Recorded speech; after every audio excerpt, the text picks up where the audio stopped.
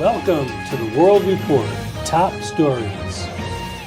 Another mass shooting. No one seems angry with the guy who actually did the shooting, but all they seem to want to do is seize America's Second Amendment and take away our guns. Morrie, every time we have one of these incidents, except for the time when they shot Steve Scalise on the baseball field, you didn't hear anybody talk about gun control at that point. But anytime there's a mass shooting in these gun-free zones, the first thing that people come out and do, they want to attack the Second Amendment, attack the NRA, take away people's individual rights to bear arms.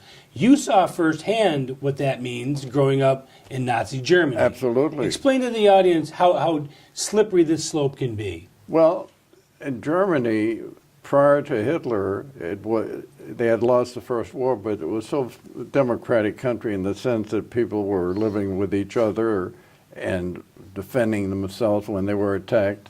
Once Hitler got in power, every gun was taken up and given to the SS and the SA, the Nazi organizations. And if you were caught with a gun, they might shoot you. People were so afraid, even the crooks and the potential murderers were afraid that by having guns or doing something that wasn't permitted by the Nazis, they themselves would be murdered. So the first thing you do to control a population is take away their right to defend themselves. Absolutely. That's the Second Amendment in this country, but it's been thrown into the garbage can. So every time one of these mass shootings occurs, it occurs in a gun-free zone where people know you're not going to have a gun, but we can't take the law enforcement or the sheriff's departments and put them into the schools to defend these kids. The only thing I can think of is that they just want us to be under the government's control. Is that what you would say? I would say this.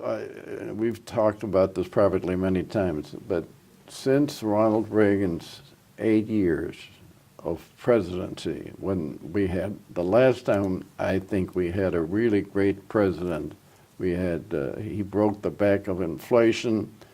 We had, the last 6 out of the 8 years, we had an increase of about 4 or 5% a year. Gross domestic product, the economy was growing. And consequently, what happened was that people appreciated it. It was a time of relative peace as far as this country was concerned internally. And Russia, China, countries that were out to get us, were hoping we would fall apart, realized that we were very strong. You know, Reagan never came on like a tough guy, but you know darn well that he and Tip O'Neill, who was the Speaker of the House, a Democrat, they got along just fine. They argued, for the sake of the cameras, but they worked together.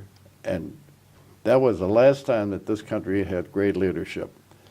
I think the Bush family did nothing other than enrich themselves by being. I say that, I don't have proof of it, but I don't think when either George H.W. Bush or George W. Bush's son did anything to bring this country to a better position. As a matter of fact, attacking Saddam Hussein and getting rid of Iraq as a balancing point to Iran has now made Iran a very dangerous, the most dangerous country in the Middle East, maybe in the whole world today. Now, you're also a student of history.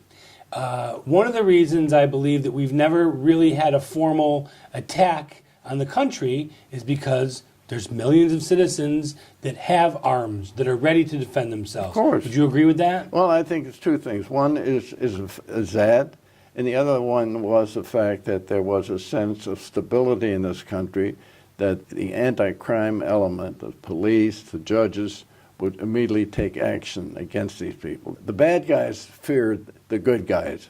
Now, the bad guys feel they can get away with anything. Now, Seattle has actually taken the first steps of confiscating legal citizens' guns. One man, his gun was taken from him because citizens were alarmed that he may be a problem. So this is an area where you start to be able to determine whether someone's going to be a problem or not and take their gun away from them. I understand we're trying to protect people from people with mental illness and whatnot. But this is starting to really get me scared a little bit. You should be scared. Everyone should be scared because right now, unless Trump, who I'm delighted that he won the election on November the 8th, 2016, I mean, he at least will make an effort. But if he fails in doing the things that he said he was going to do, I think we are headed for worse times.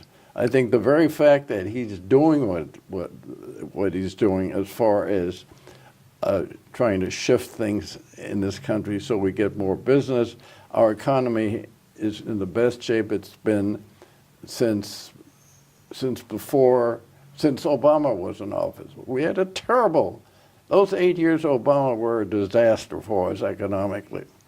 And have you noticed that the attacks on the NRA and the attacks on individuals' rights to have and bear arms always gets attacked, but they never go after the mental illness or the prescription drugs or the opioids that we're prescribing these people? No one ever looks at that part of the problem. We have had a total desecration of principles in this country ever since the end of the Reagan administration. I think it started with the Clintons.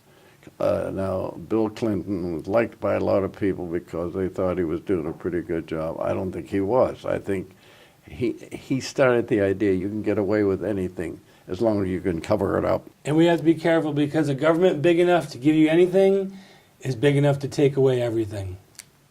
I'd like to thank the City of Rancho Mirage and the Rancho Mirage Library for their continued support.